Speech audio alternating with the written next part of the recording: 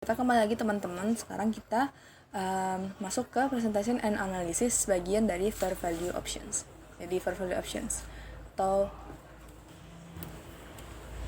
option dari nilai wajar. Jadi di sini perusahaan memiliki opsi untuk mencatat fair value-nya. Tunggu warna merah aja. Warna biru. Fair value-nya di akun mereka gitu. Untuk sebagian besar aset dan kewajiban keuangannya ya. Berarti termasuk juga untuk bonds payable dan notes payable. Coret lagi.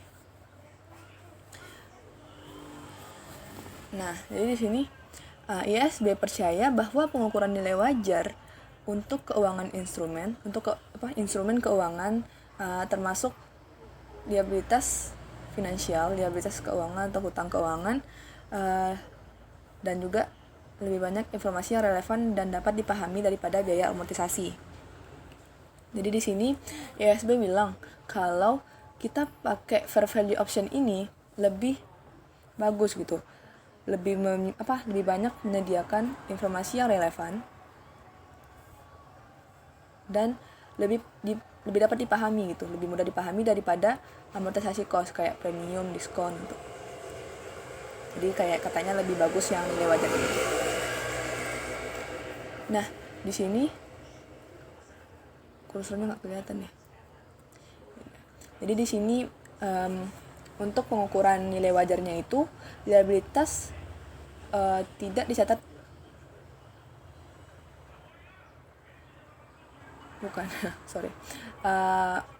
NCL dicatat pada fair value-nya kalau misalnya perusahaan memakai fair value options gitu. Dengan selisih dari yang awal kita catat tadi, misalnya kayak pada diskon atau premium atau face value, dengan yang setelah kita ukur dengan fair value, ntar itu di jurnal penyesuaian itu akan kita catat sebagai unrealized holding gain or loss gitu. Dan dilaporkan pada sebagai bagian dari laba bersih gitu, net income.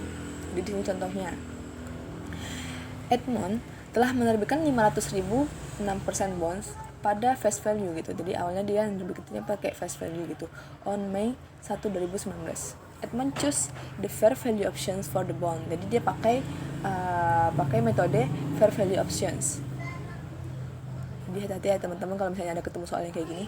Nah, pada tanggal 31 Desember 2019, the value of the bond is now 480.000. Jadi ini fair value-nya di tanggal 31 Desember 2019. Karena interest rate bunga pasarnya itu naik, jadi 8% ini kayak kenapa sih bisa turun gitu sekarang gitu. Karena interest rate naik menjadi 8%. Jadi sini kita bisa catat misalnya nih tadi di awal tanggal 1 Mei 2019 ternyata nih cash pada bonds payable karena daripada face value berarti 500.000 kan, 500.000 gitu. Nah sekarang kita mau buat penyesuaiannya gitu, karena kita pakai fair value options, berarti kita akan menjurnal bonds payable pada unrealized holding gain or loss income yaitu sebesar 20.000, yaitu selisih dari yang awal kita catat tadi, sama yang udah berubah gitu. 20.000. Sekarang kita masuk ke off balance sheet financing. Jadi di sini ini artinya adalah upaya atau usaha perusahaan untuk meminjam uang sedemikian rupa namun tidak dicatat gitu. Gimana tadi bilangnya? To prevent recording the obligation, maksudnya itu untuk mencegah pencatatan kewajiban kita gitu, untuk mencegah pencatatan obligasinya. Nah, di sini ada bentuk-bentuk different forms, yaitu yang pertama anak perusahaan yang tidak dikonsolidasi atau non-consolidated subsidiary, dan special purpose entity, yaitu entitas bertujuan khusus. Jadi off balance sheet financing ini berlaku untuk anak perusahaan yang tidak dikonsolidasi sama entitas yang bertujuan khusus. Nah, alasan dari kenapa off balance sheet financing ini berlaku gitu, padahal kan tadi pengertian itu upaya untuk meminjam uang, kita minjam uang tapi kita mencegah pencatatan kewajibannya gitu kan. Jadi kayak kita minjam uang tapi nggak catat di liabilitas kita gitu. Jadi alasan yang pertama adalah removing debt enhance the quality of the balance sheet. Berarti removing debt enhance the quality of the balance sheet. Jadi dengan menghapus hutang kita dapat meningkatkan kualitas dari balance sheet kita gitu, neraca kita, dan memungkinkan kita untuk lebih mudah mendapatkan pinjaman gitu. Permit credit to be obtained more readily and at less cost, dengan sedikit biaya gitu. Jadi di nomor 2 lagi. Ya, sekarang nomor 2 itu loan covenants often limit the amount.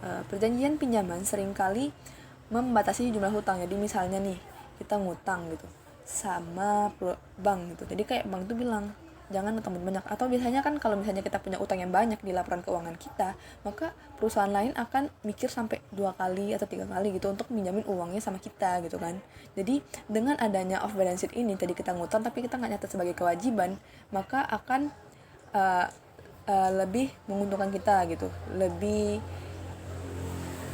meminimalisir batasan hutang kita gitu. Jadi kita lebih bisa ngutang lagi gitu. Sebenarnya itu nggak bagus sih, tapi ya udah, itu penangkapan aku ya. Terus yang ketiga, beberapa pihak berpendapat bahwa sisi aset dari neraca ini severely understated. Jadi kayak dengan sedikitnya utang itu jadi lebih bagus gitu, sama kayak yang nomor 1 ini. Itu untuk alasan dari off balance sheet financing. Sekarang kita masuk ke penyajian atau presentation of NCL. Jadi di sini catatan not disclosure umumnya menunjukkan nature of the liabilities gitu, menunjukkan sifat kewajiban, tanggal jatuh tempo, suku bunga, ketentuan panggilan atau call provisions, conversion privilege atau konversi hak istimewa, pembatasan yang diberlakukan oleh kreditor yang kayak tadi, dan aset yang ditunjukkan atau dijaminkan sebagai keamanan. Aku nggak pakai kursor aja ya biar kelihatan. Nah, terus juga fair value of the debt should be disclosed. Jadi fair value dari hutang ini juga harus diungkapkan pada not disclosure kita gitu, nggak cuma yang ini doang. Nah, jadi ada rasio gitu, ada perbandingan yang memberikan informasi tentang debt paying gitu, tentang kemampuan debt paying ability atau kemampuan membayar utang gitu, dan solvabilitas jangka panjang, yaitu rumusnya debt to asset sama dengan atau hutang ke aset sama dengan total liabilities per total aset gitu. Nah, semakin tinggi persentase dari total liabilities kita, maka